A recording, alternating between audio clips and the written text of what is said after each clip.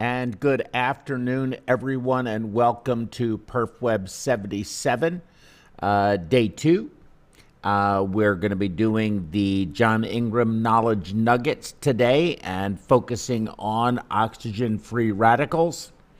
I'd like to, we're going to scroll some stuff on the bottom of the screen, which is how you reach out to us. There is PerfWeb and, of course, perfusioneducation.com, where you can register for a free account. You can subscribe on our YouTube channel, follow us on Facebook and on Twitter. You can also contact us by emailing contact@perfusioneducation.com. And you can either suggest some topics. We've gotten several emails like that before. Or you can even be a part of our show. I'm very excited to mention about my good friend Tabby from Thailand that we have done a number of programs for here for her students in Thailand. And she is here in the United States, and she is going to be joining us in May here in the studio. She's currently up in Rhode Island, and she's going to be flying in on a Friday, doing a program on Saturday, hopefully Saturday morning, so that her students can be watching it in their evening time. And then concluding with a day of fun here in Houston with us, and then sending her back to the airport on Sunday so that she could get back for work on Monday.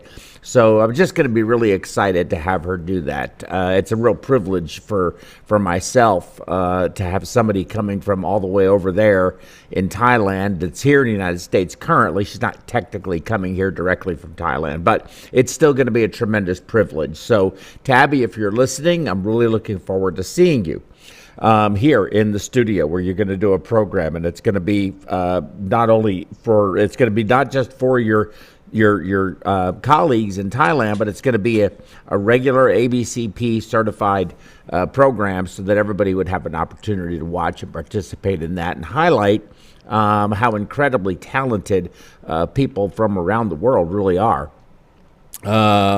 With that said, please check out our app. You can go to the Google Play or the App Store. It's the Perfusion and Critical Care app, and we also have an IV rate calculator. These are MediWeb apps. If you go to your, like I said, the iTunes store or the Google Play store, you can find our app. You can also listen to us on your favorite podcasting program. You can look us up, PerfWeb, on whatever service you like to use, Podbeam, Spotify, all those different ones that exist, and we're there. And you can listen to our program. And we've got, hey, Antoni Skradalovich. I wonder if this person's related to Magic, our one of our producers, so our technical guru. But anyway, please reach out to us if you'd like to. And so from all of the tomorrow. I'll just tell you in advance, I'm going to be doing the ABCs of ABG interpretation. And I was really dreading it, actually, but I got into it, and I think you're going to really find that exciting. But let me bring in our host for today's program, the John Ingram Knowledge Nuggets. John, good afternoon. How are you? I know you're coming from the hospital in Orlando. Great to see you. Yep, I hope you can hear me okay. We've got a new arrangement on the microphone. You hear me all right? Yeah, we hear you fine. Okay, great. Yeah. I am on call, so we hope we can get through this in the next 45 minutes or so, however long it takes. So that'll be great. Well, hopefully, if it's 4 minutes or less from the time you get, if the program ends 4 minutes or less, the patient has 4 minutes, right? Okay. So Is that what it is? So hopefully you'll make it 41 minutes. That'll be 40. That'll give you 45 minutes. I know your topic today is going to be about oxygen-free radicals and understanding them. It's going to be pretty tough. I can't imagine how difficult the task it's going to be to go through a subject like that in 40 or 45 minutes. Not an easy one at all, because that is a very complex system. So my hat's off to you for even attempting this. Really looking forward to it, though. But with that said, I wanted to ask you how things are going at the hospital for you at this point in time with COVID and ECMOs and all of that. Are you still seeing anything, or has things returned more or less to what was your historical norm? Yeah, we're a lot closer to that than we've ever been to the historical norm. We just took two patients off yesterday and today. We're down to less than half of how many we had at one point. And the old patients of old with the aspirations. We had an asthma the other day that we haven't seen in an awful long time go on ECMO. In fact, two. So we're starting to see some normalcy seemingly to return. Yeah, and that's something that really has me concerned, I guess, for lack of a better way to say it. But I read an article recently, and I think we're going to be reviewing that article. I think Tammy may be reviewing that article, that the number of deaths that occurred during the COVID pandemic, hospital overrun, and so forth, the number of deaths that occurred from other than COVID causes quadrupled. And so you're telling me, and I hear you just say, we had this patient with status asthmaticus, and you put that patient, you hadn't seen one in such a long time, and which you normally would see those on, I would assume, with some normality, some regularity, not all the time, but would not infrequently either, common. You get them through their crisis, and they get better, and they actually do really well. ECMO works on those patients so beautifully. And so we would see one a month, maybe one every 2 months. Right. One that actually has to go on ECMO. Right. And you hadn't seen one in 2 years. Mm-hmm. Well, where At did least they? 18 months that I can recall. Where did they go? What happened to those patients? No, I'm not. They might have gone home, but I don't think we're talking about the same home. We're not talking about a home with a pitched roof. We're seeing our cardiogenic shock patients. We're not sure where all those went, because at one point we had 28 ECMOs on, and I think almost all of them, or maybe all of them, were COVID. We had a lot of flu A and flu B vanished from the landscape, apparently. Aspirations, or inhalation of some type seemed to vanish from the landscape. Yeah, we even used to have SARS. We had occasionally a SARS patient, and that vanished from the landscape too. Yeah, well, it's just kind of amazing to me. Well, listen, I understand because, of course, the way we're doing the programs with you send us your slides and all that stuff. And I know you've got 75 slides, so I don't know how you're going to get through it, but I'm turning this over to you, because that's you got a lot to do in a short period of time. Yeah, some of them are broken up. But, last 2 weeks ago, I guess it was 2 or 3 weeks ago, we did the last topic, which was septic shock.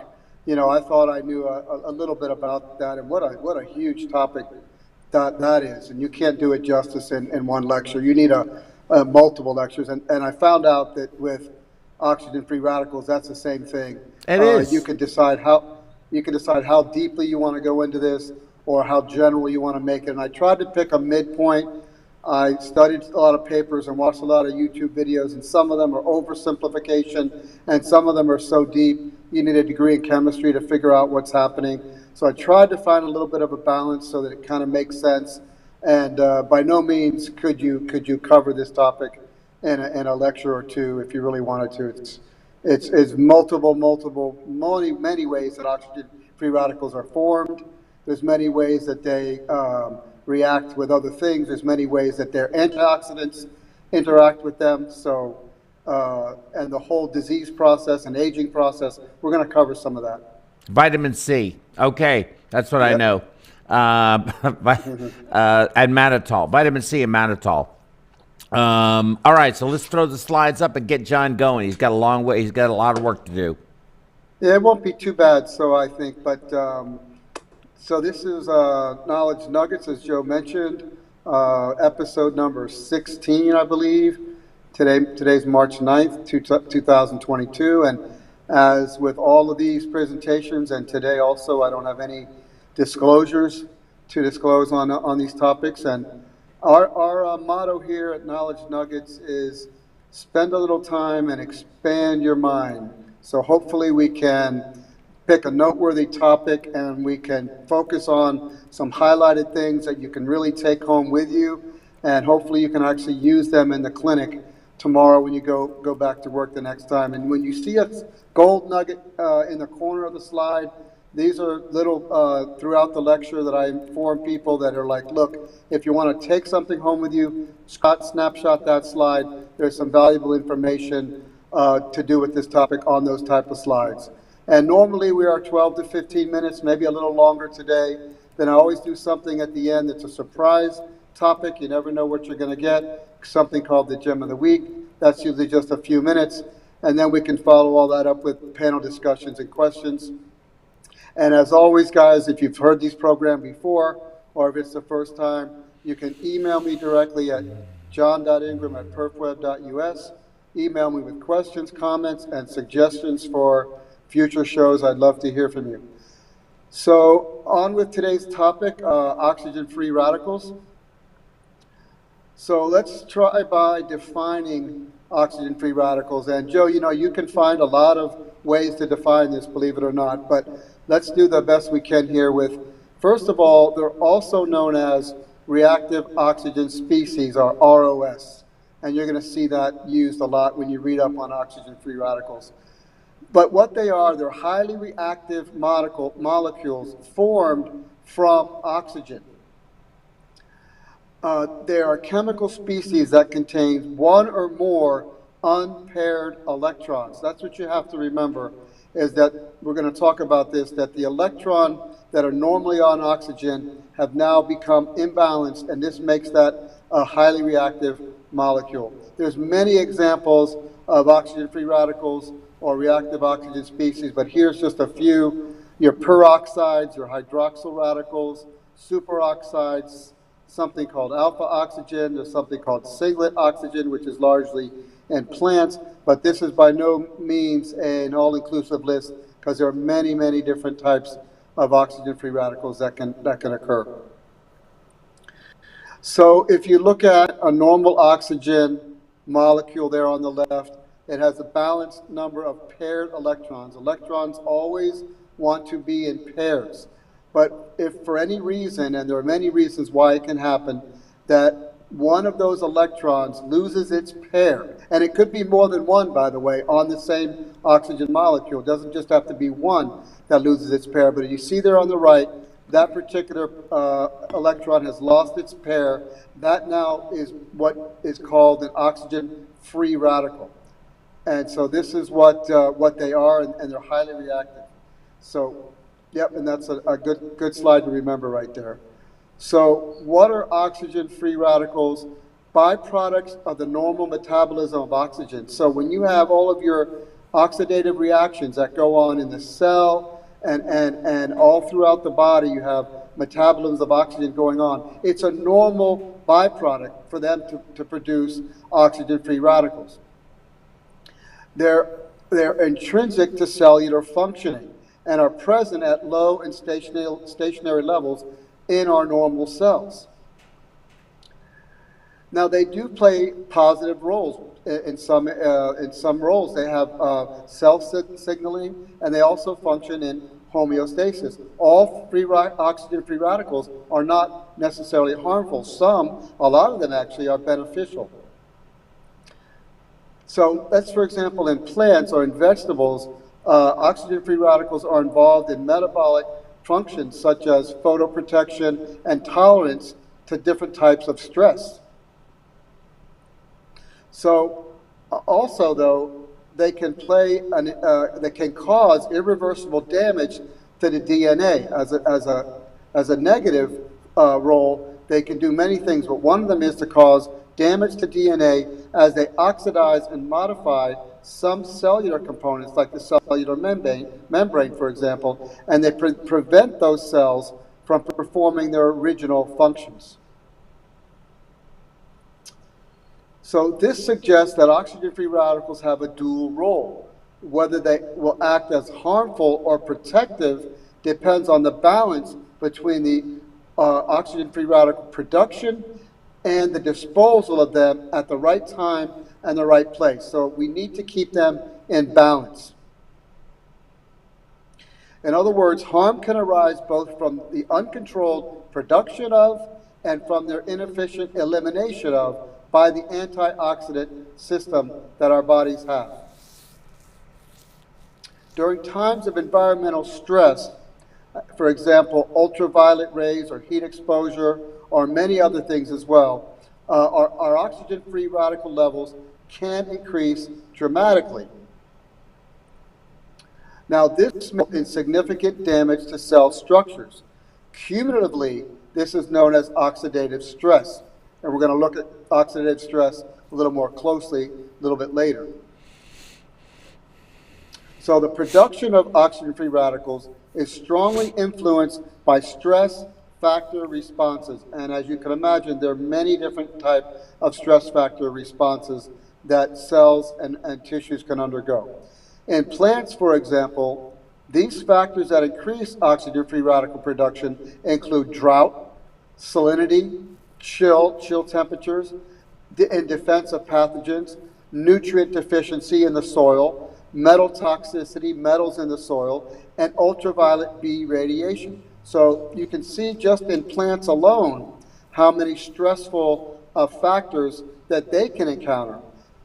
So for animals and humans, okay, and also in plants, they're generated by exogenous sources such as ionizing radiation, generating irreversible effects in the development of tissues.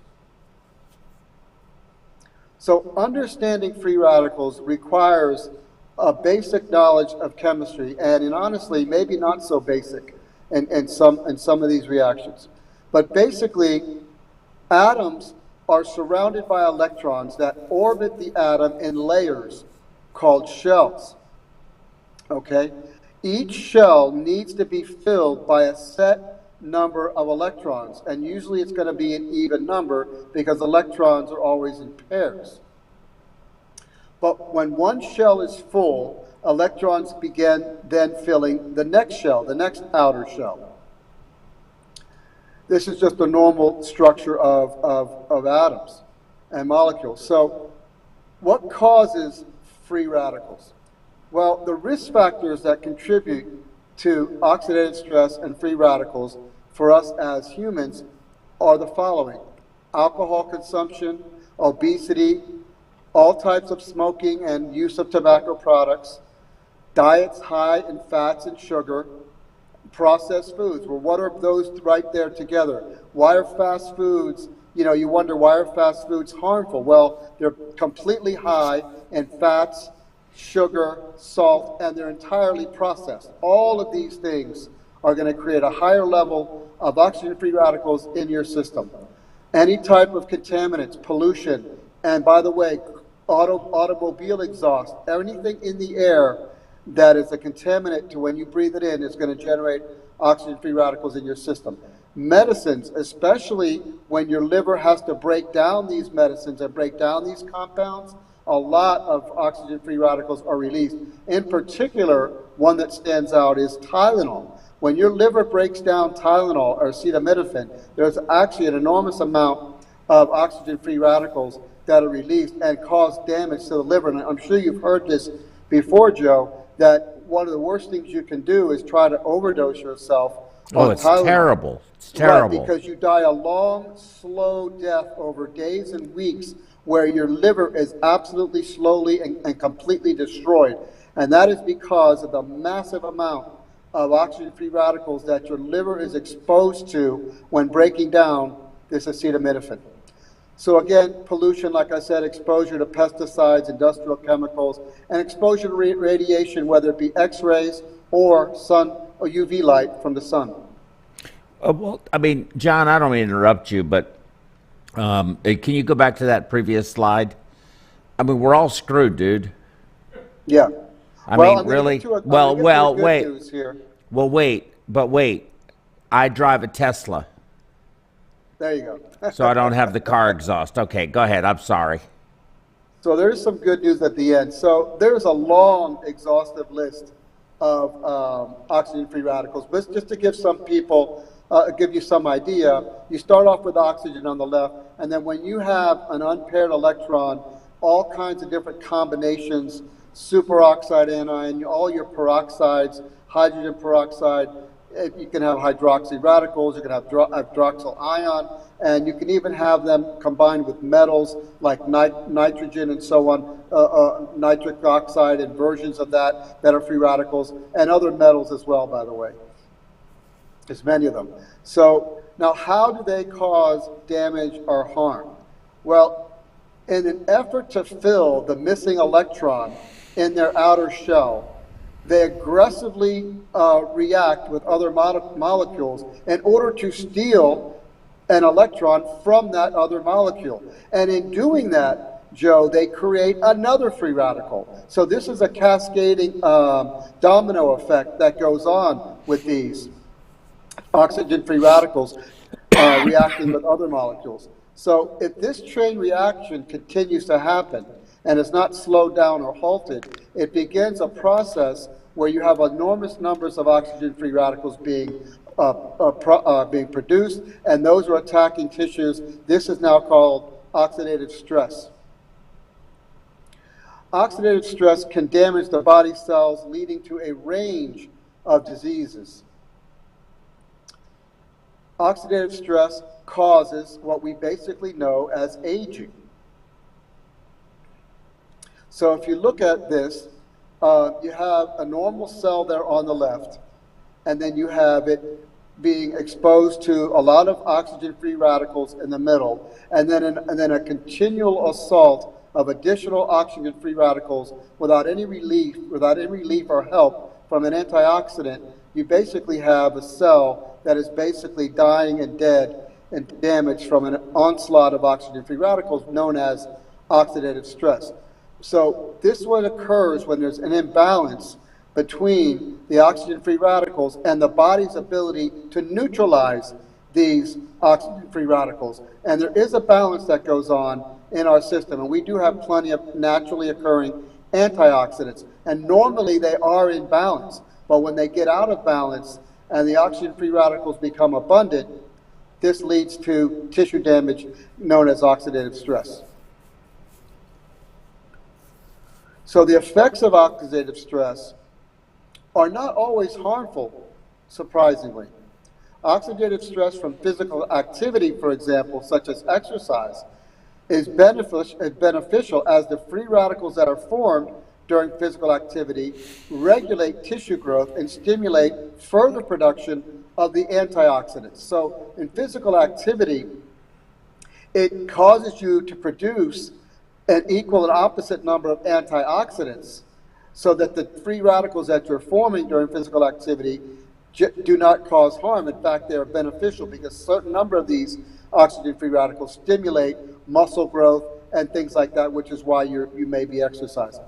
Mild oxidative stress also protects the body from diseases and infections. So white blood cells, when they encounter a pathogen, which we talked about this 2 weeks ago in septic shock, white blood cells, when they encounter pathogen, generate oxygen-free radicals. And those oxygen-free radicals are very potent and productive against harming and killing these pathogens. Unfortunately, though, these oxygen-free radicals are indiscriminate, and there's collateral damage due to our healthy tissues. And this is why when you have an overabundance of an inflammatory response and an overabundance of reactive white blood cells, they produce so much radicals that this is what causes so much harm to our normal tissues.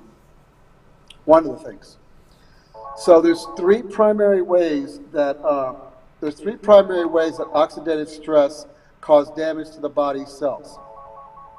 You have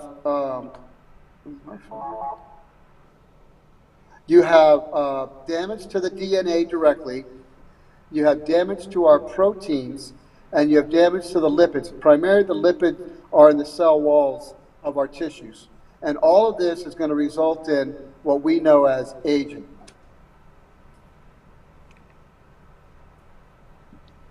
So some of these diseases that are caused, and there's a longer list than this, chronic inflammation, these are what are caused by oxidative stress. Neurodegenerative diseases, cancer is a big implication of oxidative stress. Alzheimer's disease, Parkinson's disease, diabetes, asthma, and a whole host of our cardiovascular ones like hypertension, stroke, and atherosclerosis. You also have chronic fatigue syndrome and aging.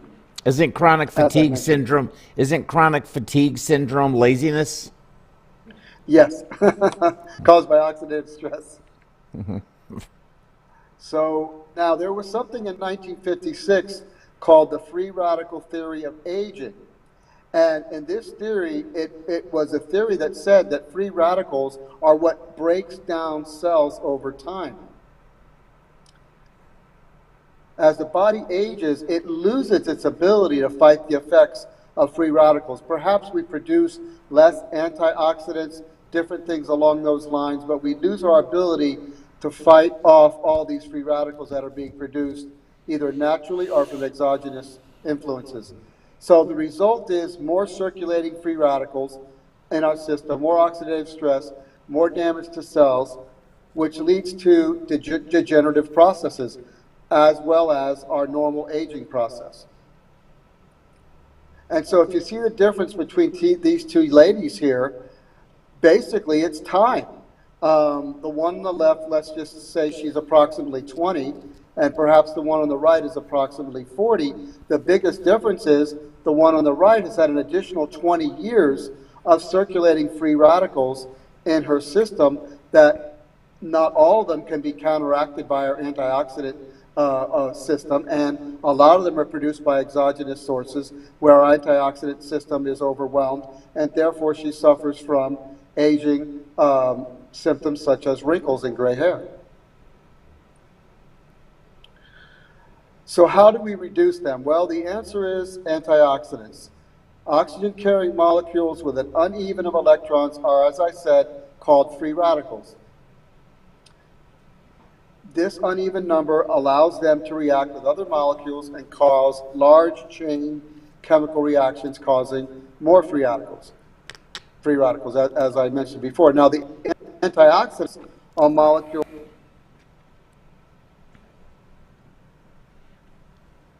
Oh, I got a phone call. Okay, I got a phone call. Yeah, I saw. Yeah, I'm back now. Yeah. You hear me now, right? Yeah, Joe, say yes. Yeah, we got you, John. Now, antioxidants are molecules that can donate electrons to a free radical without making themselves unstable at the same time. And they cause free radicals to stabilize and become less reactive. So the great thing about an antioxidant is it can donate an electron without itself becoming a free radical. The body cells naturally produce free radicals during the metabolic processes. It's part of oxidation and your oxidative chemical reactions.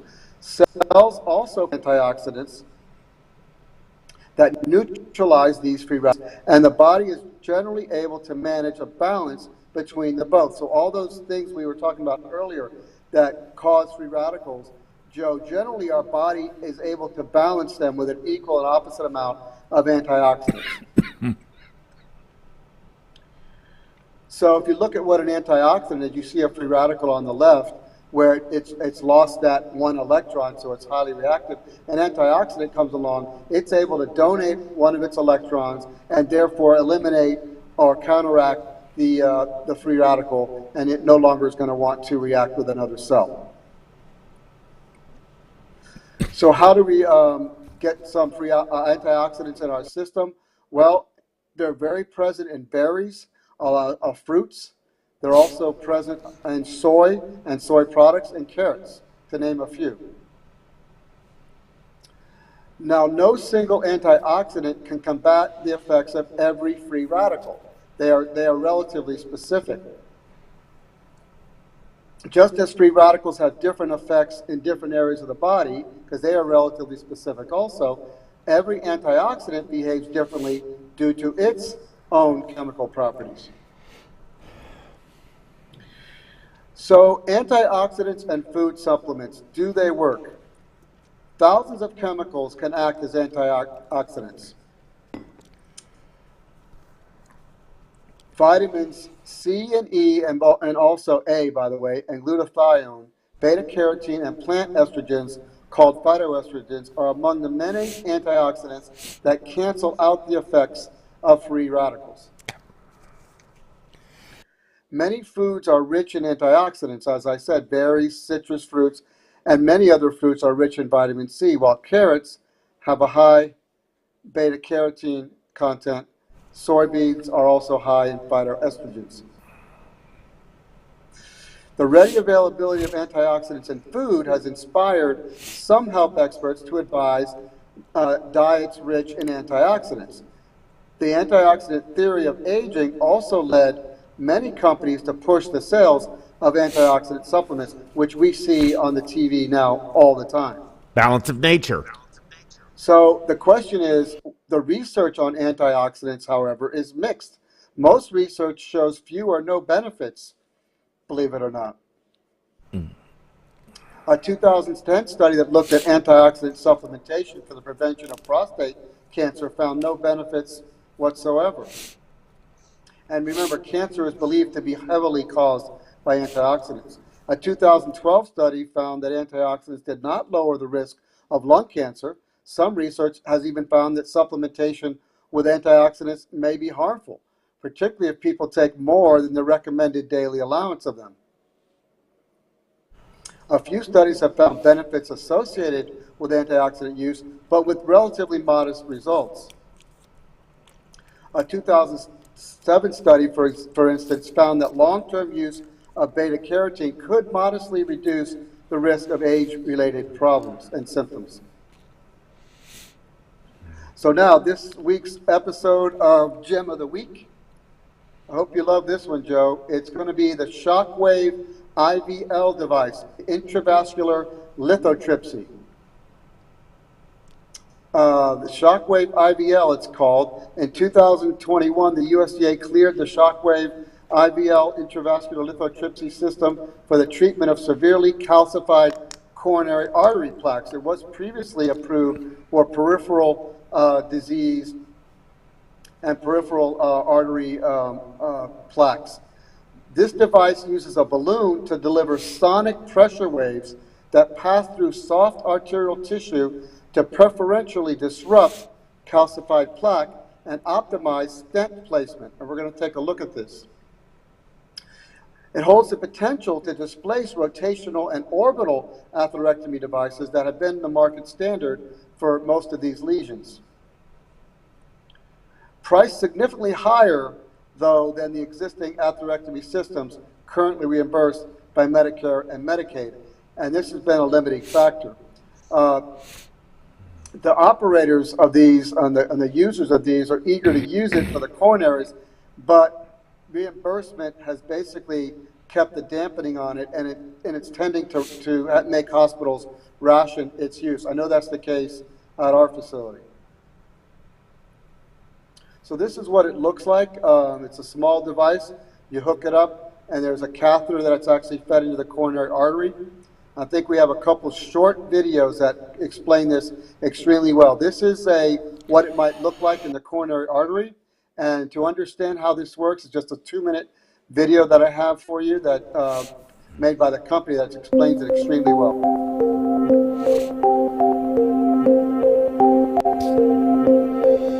The Shockwave intravascular lithotripsy system creates pulsatile sonic pressure waves to modify calcium in a safe manner.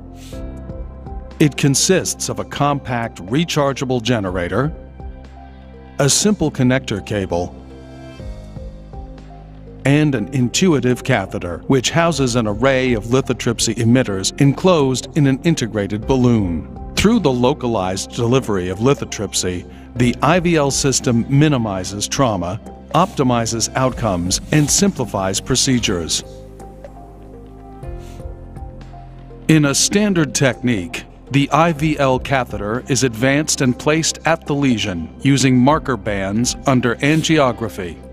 With the integrated balloon expanded to subnominal pressure of 4 atmospheres by a mixed saline and contrast solution, the fluid within the fully opposed balloon acts as a coupler to facilitate efficient energy transfer of the sonic pressure waves into the vessel wall to reach the calcium.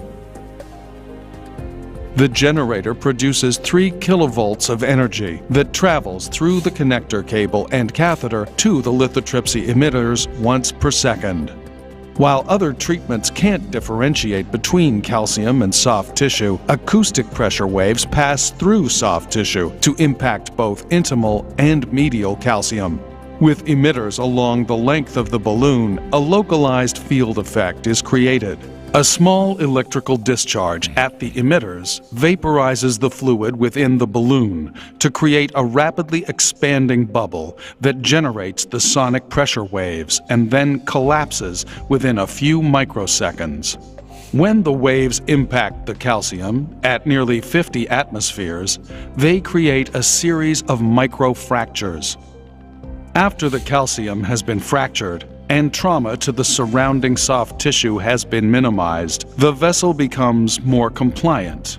Once lithotripsy has been completed, the operator can proceed with the preferred treatment strategy to optimize outcomes. By making the treatment of calcified lesions more predictable, IVL is simplifying complex procedures.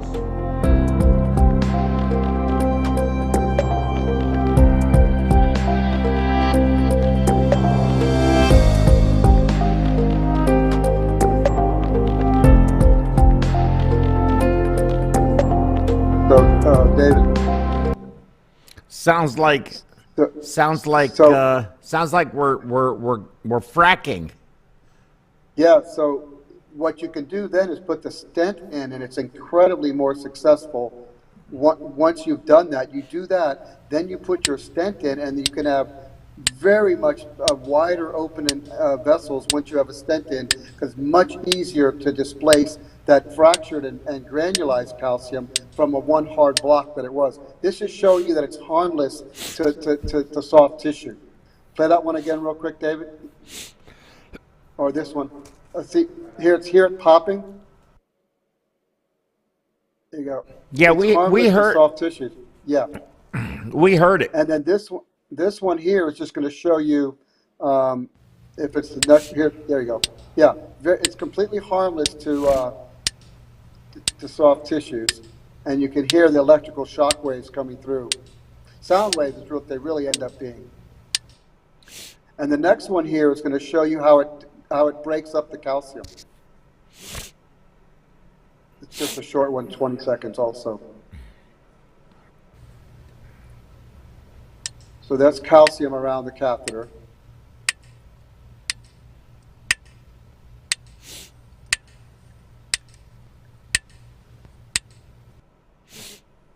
Yeah, so I have no communications with this company, or I don't know the rep, and no one's called me. I just saw this on my own. In fact, I saw this used in our own cath lab, and I thought it remarkable. I not heard of this device. Have you heard of this device?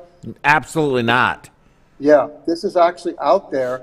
Why it's not being used more, I'm not sure. I think the expense, because when our cardiologist used it, he actually had to physically make a phone call to the CEO to ask if it was okay to use it, because I guess it would be a cost impact to the hospital.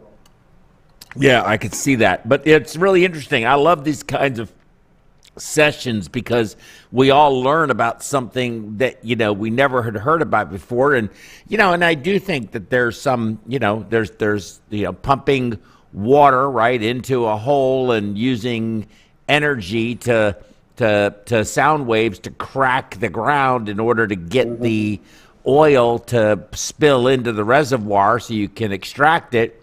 Very similar, so what will somebody look at this and think, well, geez, I didn't know about that, and I didn't know you could do that, and then they think, well, maybe something else will come out of it. So we don't know. I think that's very interesting. My compliments to you on a very complex topic and your ability to simplify it, because you did a really good job of doing that. Because it is an extremely complex. I learned some things, so I appreciate it very much. I wanted to add one thing in there, and that is we talk so much about, when we talk about oxygen-free radicals, most of the time in perfusion, we talk about reperfusion injury, right? And Right. I didn't actually have that on there, but I wanted to talk about that for a minute. One of what causes oxygen-free radicals, as I said early in the lecture, was stresses, any type of stress as well. Ischemia is a severe stress on the tissues, right? Because it's you're starving them of oxygen. So ischemia produces oxygen-free radicals. Let's say you have an occlusion in the coronary artery, for example, and that distal to the occlusion is ischemic, and it's producing oxygen-free radicals. And then we are able to remove that occlusion, and then all of a sudden we reestablish arterialized blood flow. So now you have all these oxygen-free radicals that are being produced from the ischemia, but now all of a sudden you introduce a whole lot more oxygen to that area. And those oxygen-free radicals now are looking to steal electrons from those new oxygen molecules coming in, and they create a whole bunch more oxygen-free radicals. And you have depleted any antioxidant effect you may have already had, so you're not going to have that homeostasis, which is really everything is in homeostasis. Our entire systems our body is constantly trying to kill itself and keep itself alive simultaneously. But I was very struck by your data on these various nutraceuticals that claim to reduce aging and help you sleep and help you be able to skateboard, and you can, garden and everything. And you take or the one where you have pain, and you take this product, and it's advertised by a lot of different people, celebrities, and they couldn't even get out of bed, and after just 2 weeks they're walking again, and they're able to enjoy their life. And of course, I'm sure there's, for some people, there's probably a very powerful placebo effect, which can be even more powerful than an actual medication or the effect of a drug can be. Of course, that's nothing, just drugs in our own body, creating the same thing. Everything is a drug. There's no such thing as a drug-free solution to something. Everything is a drug. It's all chemicals. That's what it is, whether it's extracted from plants. There's a tremendous number of drugs, medications extracted from plants, and you have nutraceuticals that come from plants that aren't categorized as, they're not classified, or we don't view them as drugs, but they're the exact same thing. Whether it's synthetically created or naturally created, it's they say the greatest drug in the world is oxygen, right? Because if without oxygen you've got nothing, but you give somebody oxygen, it cures a whole lot of things. Yeah, right, exactly. So, or worse, when you have an event like a drowning or something like that. Now cold drowning is kind of a different issue, but if you can get circulation back without increasing you don't want to give them a PO2 of 500. You want to keep the oxygen level as low as you possibly can and reestablish that circulation and slowly start increasing that oxygenation. And, oxygen is great. We need it. Without it, we die. But when we don't have it and then we're given it back, it can itself be what kills you. So it's such a complex set of. I don't fully understand it. I just know that it's extremely complex. You would think if you have an ischemic tissue and you immediately reinfuse it with oxygen, that would cure everything. but it hits a paradox, because it turns out, because of the oxygen-free radicals and other things that are created in that area, and then you introduce oxygen, which is badly needed, now you have a flurry of oxygen-free radicals that are created, So, You're too kind. Reperfusion injury is a multiple of things, but that's a big one that I was struggling. helps explain, why reperfusion injury happens, because the oxygen-free radicals go more crazy at the initial rush. Right. And there's a balance on that, right? It depends on how long the ischemia has existed.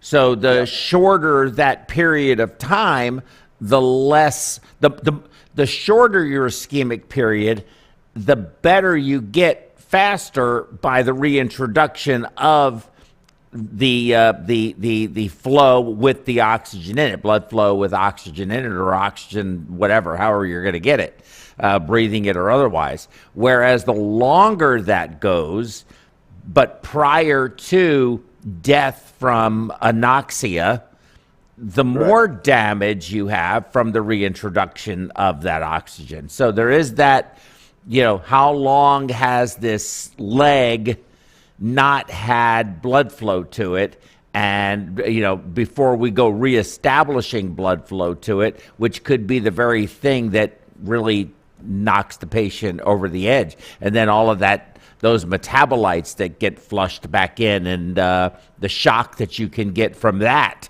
is yet a different issue altogether. I realize that's kind of getting off track here of what we're talking about, but it's sort of, I guess I was just making a larger point.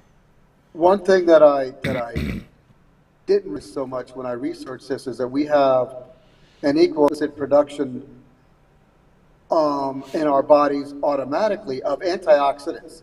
We produce free radicals, but we have an equal and opposite, for the most part, antioxidant production to counteract that, like you said about homeostasis. So over the years and aging over the years, because the oxygen-free radicals are relatively specific in the damage they're doing, and the antioxidants that we produce are relatively specific on the free radicals that they can counteract, there's going to be imbalances that happen here and there, maybe even just for short periods of time. So over time, we're exposed to a little bit more free radicals over here one day, and a little bit more on these other type over here one day, just due to being out in the sun all day, or maybe we did some physical exercise. So over time, we have these aging effects, because we can't constantly be in perfect balance with the antioxidants to keep up with all the oxygen-free radicals that we produce ourselves, and then exogenously with fast foods and pollutants we breathe in, and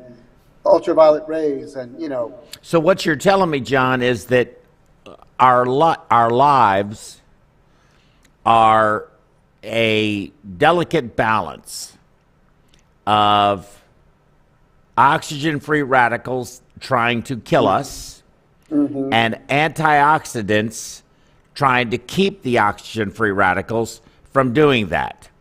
Over time, the oxygen-free radicals always win.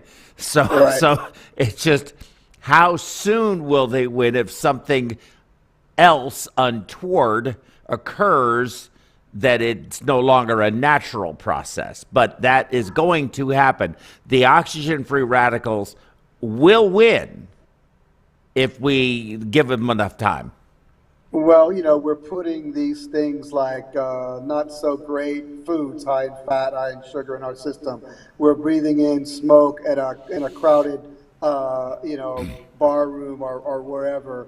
And while we're able to produce antioxidants, the input of oxygen-free radicals is always coming in. And as we age, we get worse at producing our own antioxidants, which is kind of a downward slope. But the thing about ingesting all these antioxidants, and let me tell you something, I take quite a few, because I've read the things, and you need antioxidants. You don't need them in your stomach; you need them in your system. Right. That's why. But by the way, the vitamins A, C, and E, and glutathione, by the way, are helpful, and you should take those, and those will help you produce more antioxidants. But all these other ones, and there's dozens of them, green tea and a million things, your stomach probably destroys a large benefit before it reaches your bloodstream, is my guess. Well, so I view it a different way. Okay, I am. Do I think that if you like cold ease? Do I think cold ease works? You get a cold and you take, I guess it's zinc and whatever else is in it.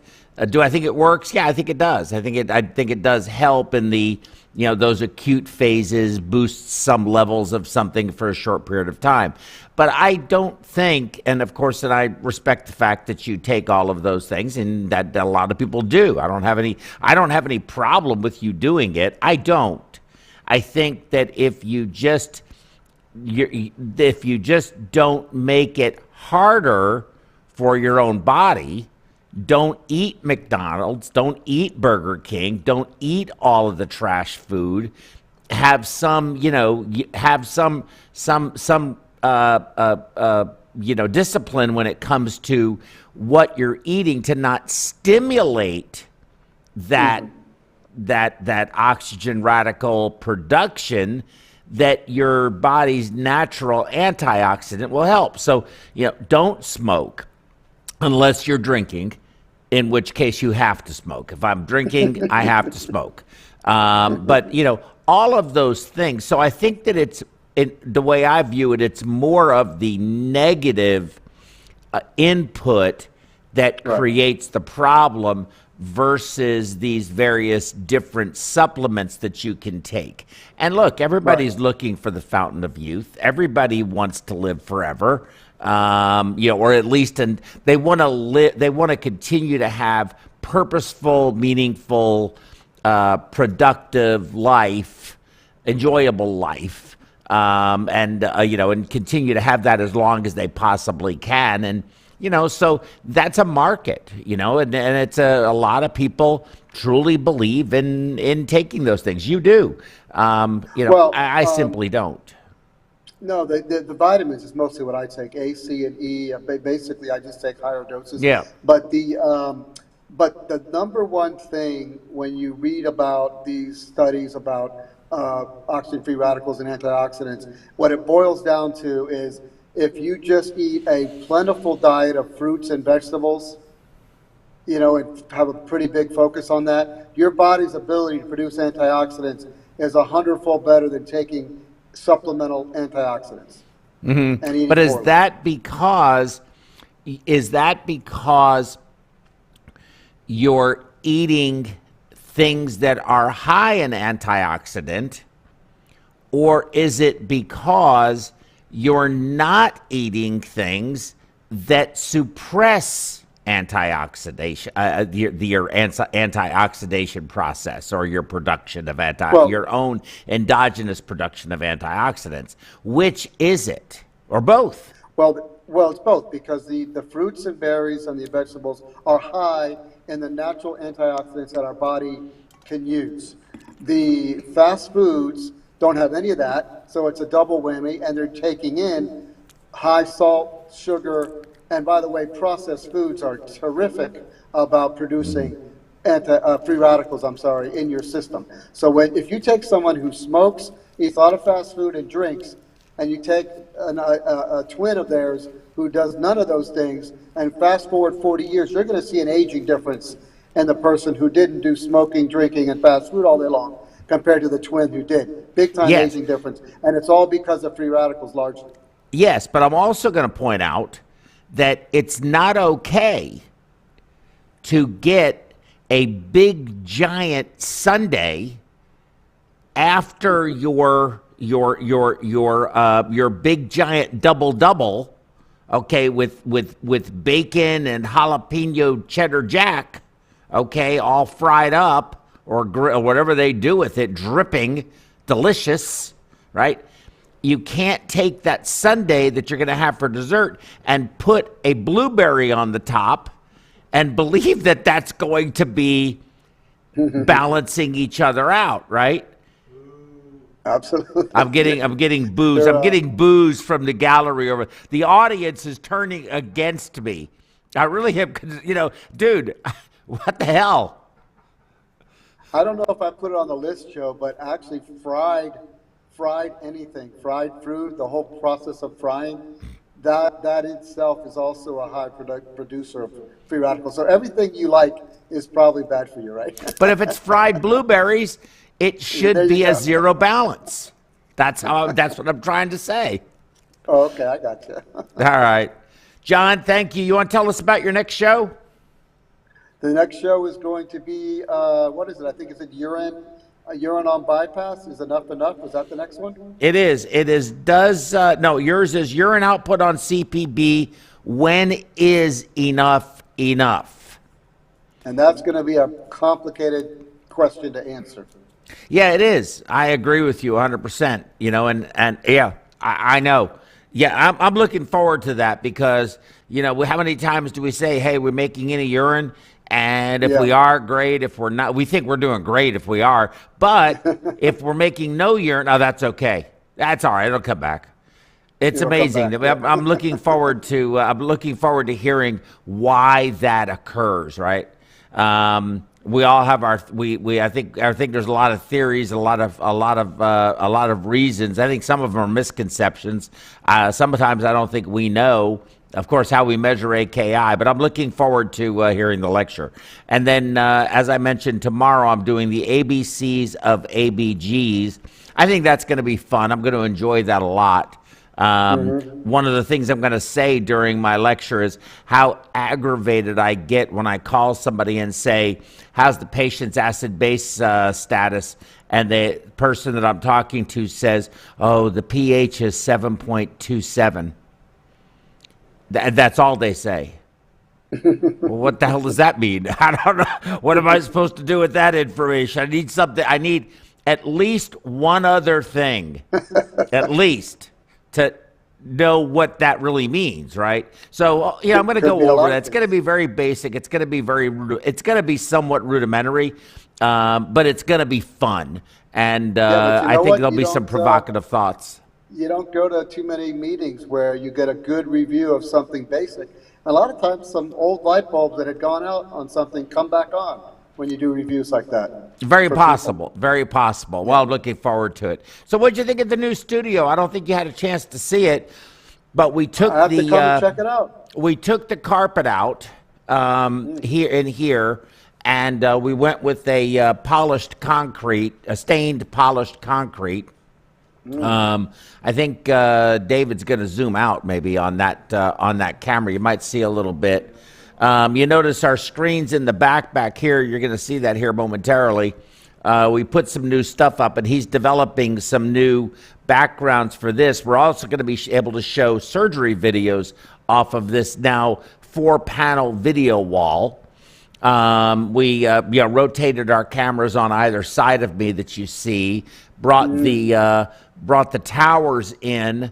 Of course, we have the podium, as you can see there on that side, for giving standing lectures you've seen before. We have a green screen over here, which I think he can. I don't know if he can rotate it around to it or not. There you go. So we have a green screen. We've added 2 additional cameras.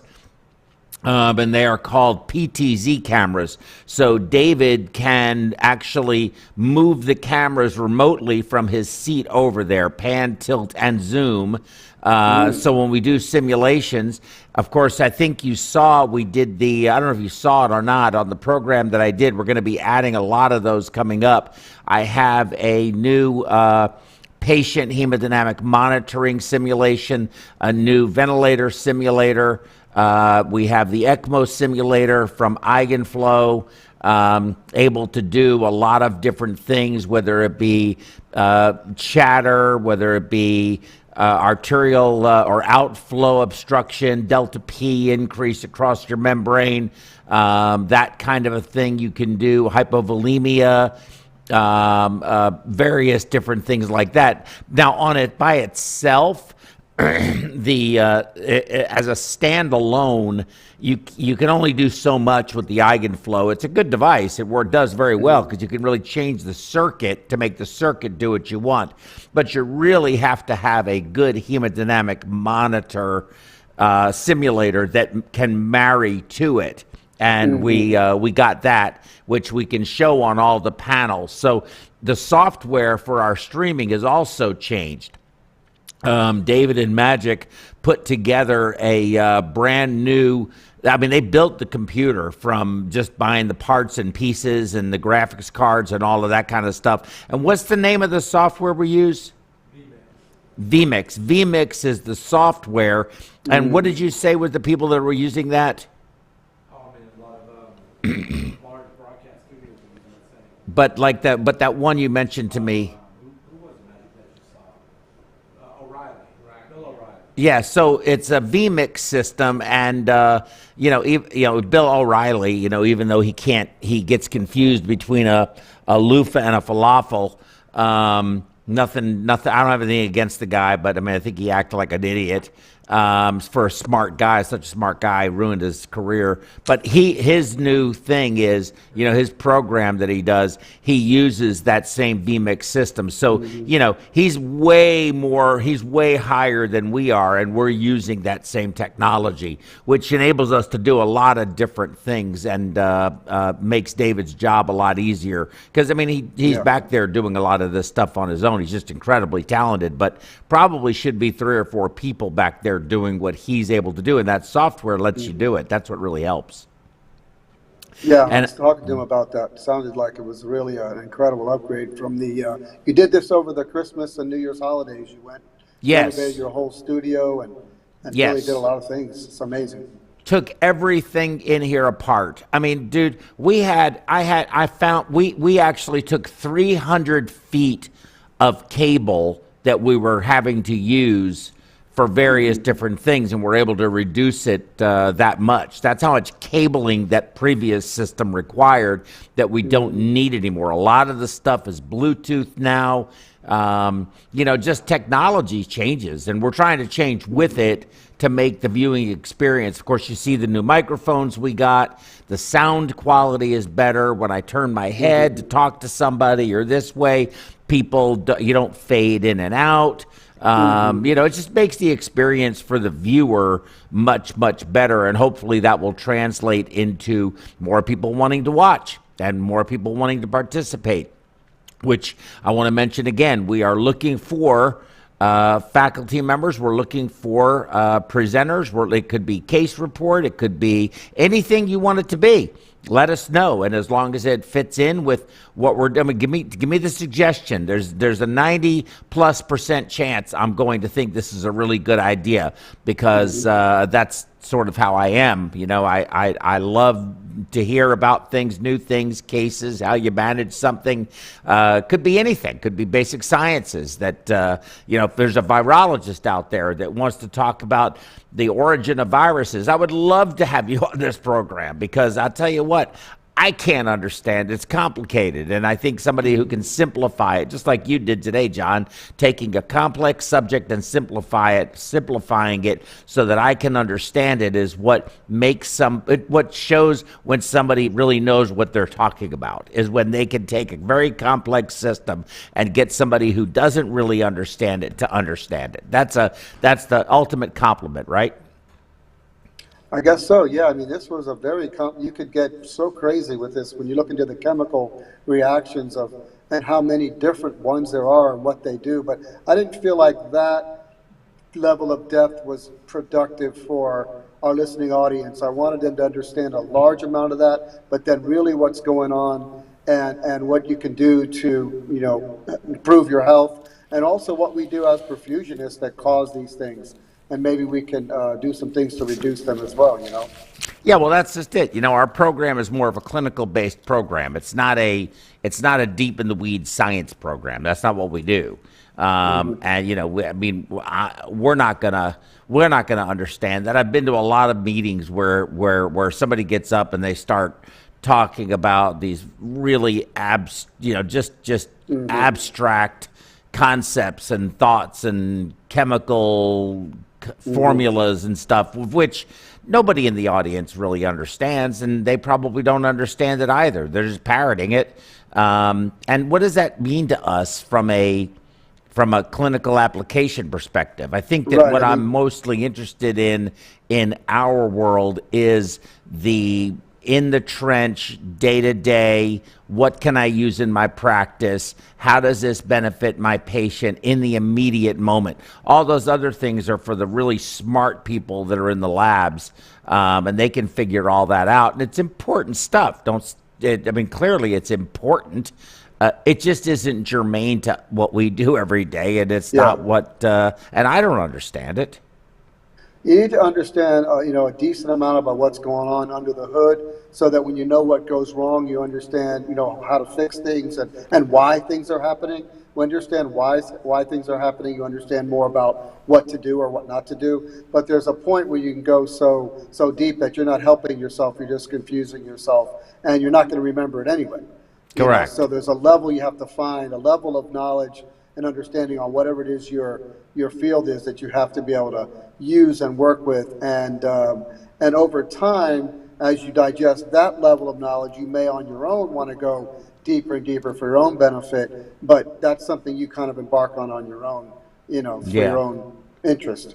Hey, are you guys using the ELSA meter? I did a talk. Tammy and I did a talk yesterday on that very topic on the ELSA meter, and it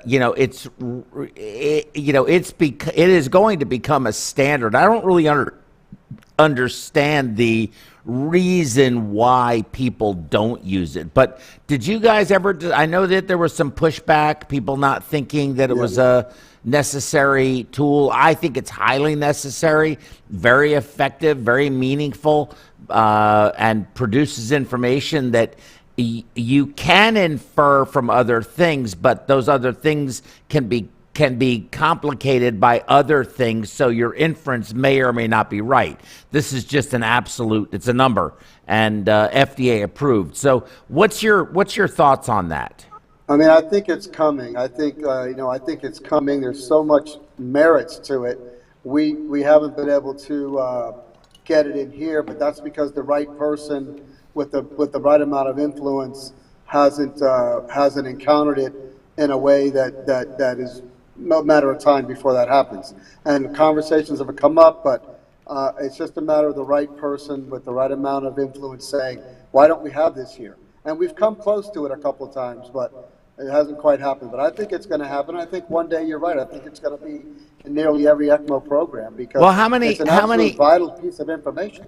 How many ECMOs do you have running at this moment that are, let's just say just VV? 13. 13 VV? Mm-hmm. Okay, so and I'll come do it. And I don't have any skin in the game. I don't make any money, so you can tell them that. I make zero, right? I wouldn't be doing that for this purpose. I'd be doing it for the opportunity to collaborate with you to write a little paper. But come down there with the meter, do your VV ECMO patients, and see over the course of time what percentage of those patients showed either high recirculation, which required intervention, or not, and whether or not your method for making that determination was in fact as good or better than using that device. Yeah, just being here a day or two with that many patients, you get an earful of information, I'm sure. I think so too. I would love to come down there and give it a try. That's for sure. All right, John. I have a thought about that. I'll talk to you off air. Yeah. Yeah, absolutely. Well, listen, it's great talking to you. I have truly enjoyed it. I want to thank our audience. We keep growing in audience, which I'm really happy about. And I want to thank everybody. I think we didn't get any good questions today, but that's okay. Sometimes we do, sometimes we don't. But we're looking forward to seeing you on your next program, John. And, of course, welcome to join us on our other programs that we do that are scheduled. Yeah. And if you want to join in tomorrow, you're certainly welcome to do so. It should be fun. I'll give it a shot. Thanks, buddy. See you later. And everybody out there in web world, thank you very much for joining us. We appreciate your confidence in our programming and look forward to seeing you tomorrow for PerfWeb 77 Day 3. Be safe.